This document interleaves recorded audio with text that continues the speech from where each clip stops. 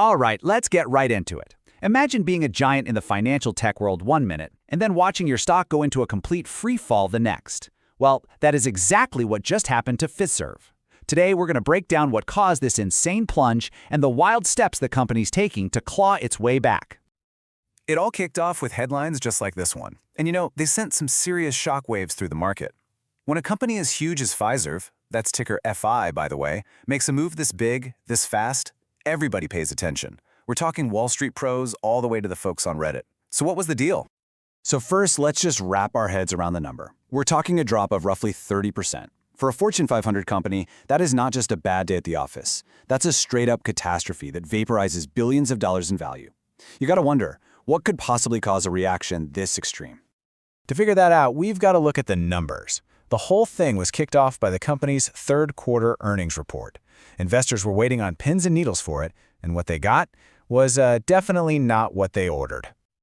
Okay, this slide right here tells you so much of the story. You see, the Wall Street analysts, the people whose whole job is to predict this stuff, they were expecting Fiserv to report an adjusted earnings per share of around $2.65. But the company came in at just $2.04. Look, that's not a small miss. That's a massive shortfall, and it immediately set off all kinds of alarm bells.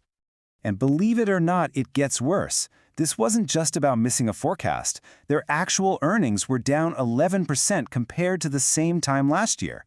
So the key takeaway here is that the company wasn't just failing to live up to the hype, its actual core profitability was shrinking. And that is a huge red flag for any investor.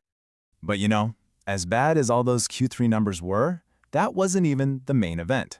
No, the real bombshell, the thing that truly sent the market into a panic, was what Fiserv said about the future. So, before we get to the juicy numbers, let's quickly define this term: forward guidance. It's basically the company telling everyone what it thinks it's going to earn down the road.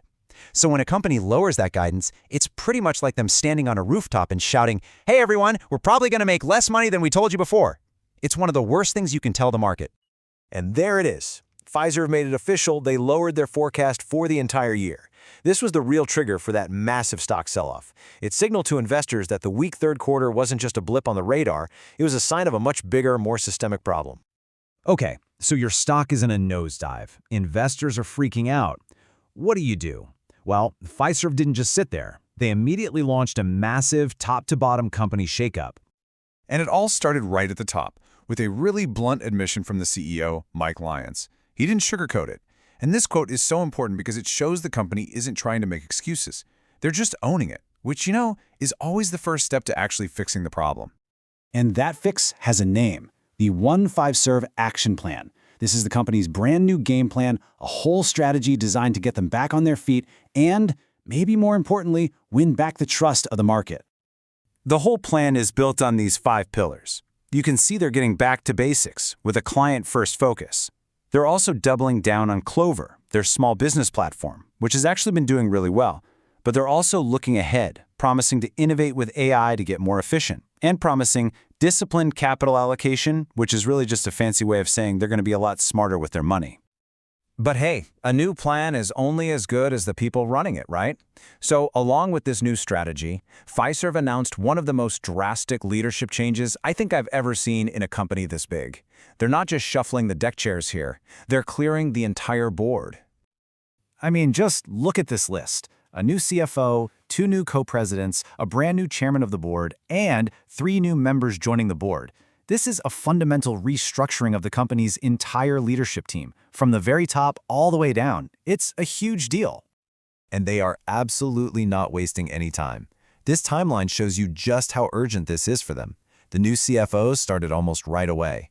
The new presidents and board members are in their seats within a matter of weeks. Fiserv is shouting to investors that change isn't just on the way. It is happening right now. So, all of this brings us to the biggest question of all. What does this actually mean for Fiserv's future? You've got this terrible earnings report and then this incredibly aggressive response. The market is totally split on what to make of it. This slide really lays out the 2 competing stories perfectly.